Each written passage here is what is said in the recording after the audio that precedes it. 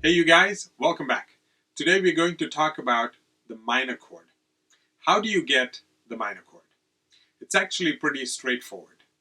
You take the first note, the flattened third note, and the fifth note from its major scale, and you get the minor chord. So let's take an example. What does the C minor chord look like? If you take the first note of the C major scale, you get the note C. If you take the flattened third note, you get an E flat. And if you take the fifth note, you get a G. So if you use the formula, you get the three notes C, E flat, and G. Here's what it sounds like.